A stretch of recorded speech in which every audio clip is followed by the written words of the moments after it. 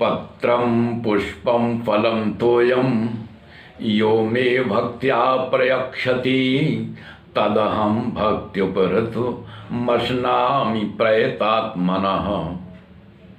सुप्रभात देवियों सज्जनों, कृष्ण संदेश सुधा चैनल के माध्यम से मैं धर्म प्रकाश भदौरिया गीता विश्लेषक गीता की ज्ञान गंगा में अवगाहन हेतु उपस्थित एवं मधुसूदन भगवान कृष्ण के चरणों में अगाध निष्ठा रखने वाले आप सभी प्रबुद्ध एवं विद्वान श्रोताओं का हार्दिक अभिनंदन एवं कोटि कोटि वंदन करता हूँ। पिछले वीडियो के माध्यम से आप लोगों ने सुना था जिसमें मधुसूदन भगवान कृष्ण अर्जुन को बता रहे थे कि देखो अर्जुन, अब तक हमने जितने भी यज्ञों का वर्णन किया है उन यज्ञों को संपादित करने वाले समस्त साधक, यज्ञों को जानने वाले तथा पापों का नाश करने वाले होते हैं। इसके आगे मधुसूदन भगवान क्या बताते हैं उसे बड़े ध्यान से सुनें ताकि विषय की गंभीरता को समझते हुए आप विश्लेषण का पूर्ण रूप से आनंद ले सकें। तो सबसे पहले इस श्लोक का श्रवण करें, तत्पश्चात विश्लेषण का आनंद लें। तो सुनते हैं अगला श्लोक। यज्ञ शिष्टामृत भुजो यान्ति ब्रह्म सनातनम नायम लोकोस्ते यज्ञस्य कुतोन्यः कुरु सत्तम। इस श्लोक के माध्यम से मधुसूदन भगवान कृष्ण अर्जुन को समझा रहे हैं कि देखो अर्जुन, यज्ञ का शिष्ट अमृत है, यानी यज्ञ का परिणाम अमृत है, लेकिन वह कब और कैसे, इसे ऐसे समझ लें कि यज्ञों के परिणाम स्वरूप ज्ञानामृत को भोगने वाले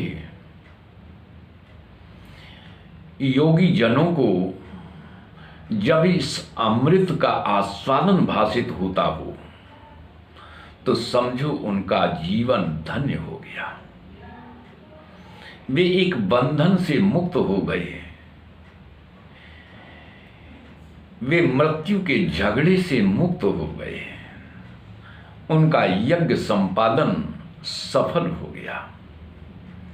समझो उन्हें सनातन ब्रह्म की प्राप्ति हो गई। और यदि कहीं मन में इस तरह का भाव बना रहा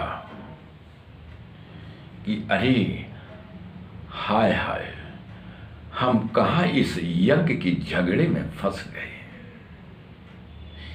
उधर पंडित जी नाराज हुए जा रहे हैं, इधर विधि विधान में बाधा हो रही है, इधर अमुक व्यक्ति असंतुष्ट हो रहा है, तो जानते हो तुम्हारे इस तरह की उद्वेग की कारण यज्ञ का परिणाम जो होगा वह परिणाम भी तमोगुणी होगा।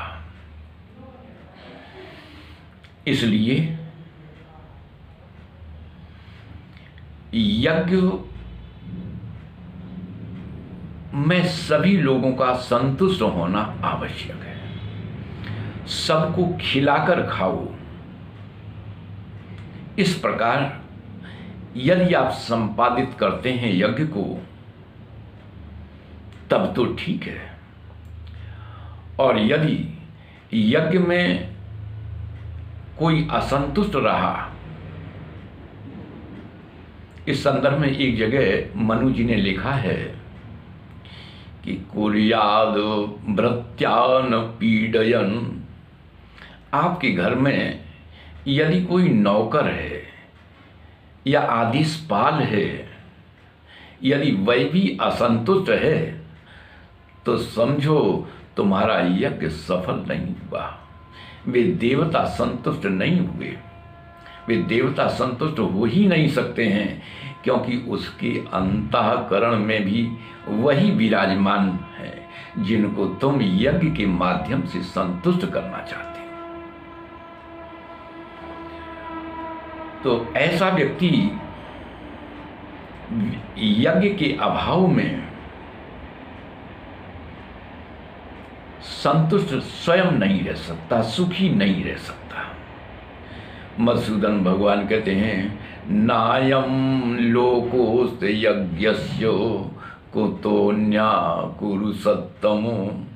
वह इस लोक में सुखी नहीं रह सकता तो फिर वो कहाँ रहेगा। कहने का अभिप्राय यह है कि यदि वह इस जन्म में संतुष्ट नहीं हुआ तो वह अगले जन्म में संतुष्ट कैसे रह सकता है। इसलिए यज्ञ करो, सबको खिलाकर खाओ, सबको संतुष्ट रखो, लेकिन विशेष रूप से इस बात का ध्यान रखना चाहिए कि यज्ञ में जिस धन को लगाया जाए वह शुक्ल धन हो। शुक्ल धन से अभिप्राय है सफेद धन से।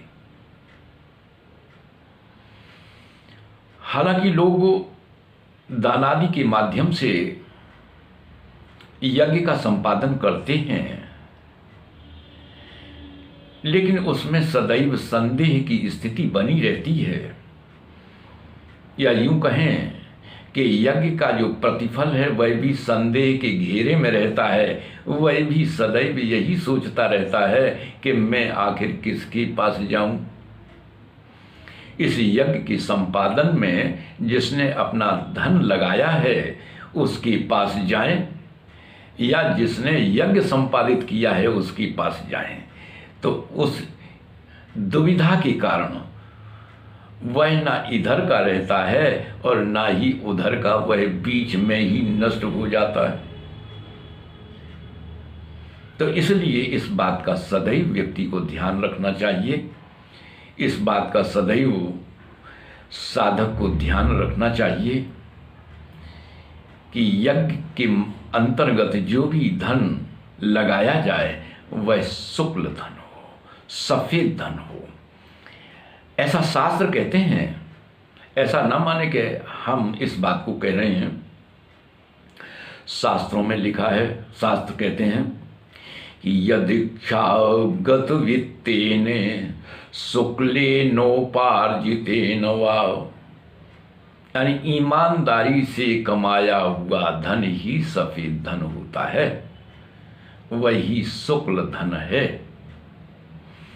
ईमानदारी से कमाया हुआ धन यदि हम यज्ञ में लगाते हैं तो इसका परिणाम सुखद होता है, इसका परिणाम अच्छा होता है। तो आज की वीडियो में बस इतना ही। आज की ज्ञान चर्चा में यदि आप लोगों को विशेष रूप से आनंद की अनुभूति हुई हो तो हम आप सभी लोगों से अपेक्षा करते हैं कि वीडियो को ज़्यादा से ज़्यादा लाइक करें, शेयर करें, अपनी आख्या दें, और यदि आप नए हैं तो हमारे चैनल को सब्सक्राइब अवश्य करें, ताकि भविष्य में जो भी वीडियोस हमारे माध्यम से बनाए जाएं वे सभी स्वाभाविक रूप से समय पर आपको उपलब्ध होते रहें। जय श्री कृष्ण।